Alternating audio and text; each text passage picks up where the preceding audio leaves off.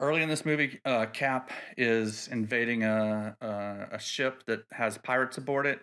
Yep. He kicks the bad guys, and they go flying. I had to go back a few times and watch that over and over again because it's kind of comical how fast he kicks them off. The first guy hmm he kicks almost like the guy got hit by a cannonball and flies over the railing of the ship into the ocean.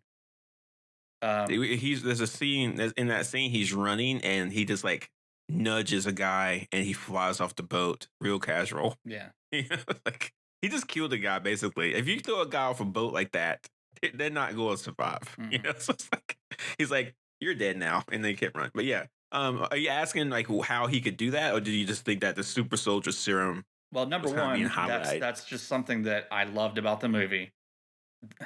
Just the kinetic fury of Captain America attacking that Yeah. ship is amazing. The scenes were shot really well, but also he seems a lot stronger in this movie than he did in the first Captain America. Maybe it's just because he's more experienced now.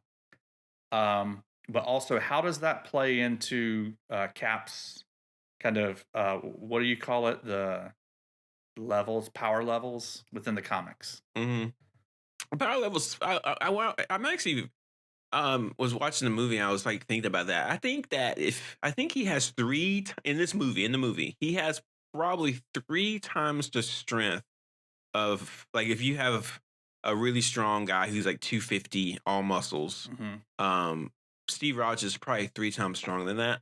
Maybe if he really pushed it, he could be about four times.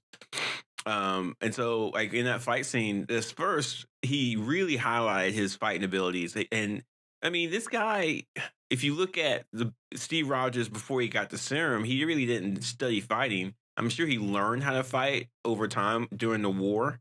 But I'm thinking that after he came out the ice, he's been training, and they showed him training a little bit in Avengers, Hmm. in the first Avengers movie when he's punching the punching bag. So I think that he's just been training a whole bunch, and his shield work is also very advanced.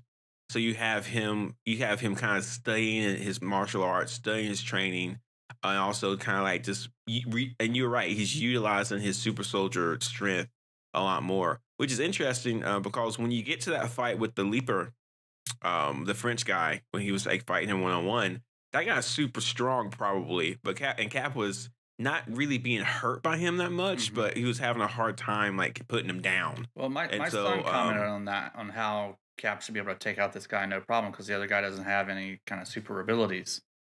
but he's thick. He's a big He's a dude, big and guy. I mean, he's it's probably fought a lot. He's been trained. yeah. He's been tempered by all his stuff. So, like, if you're fighting someone who's three times your strength, and you're pretty big, then might the odds might be like instead of three times, he might be two times, Also, he right? And caught so, Cap completely off guard for the yeah, first 2 seconds of the fight, at least. hmm and most people, I would say the Lipper could have fought most people in one, Oh yeah, but Captain America was able to take him down relatively quickly. yeah. So, I Really, mean, like yeah, once he wasn't surprised anymore about the fight, like he was taking punches like a statue.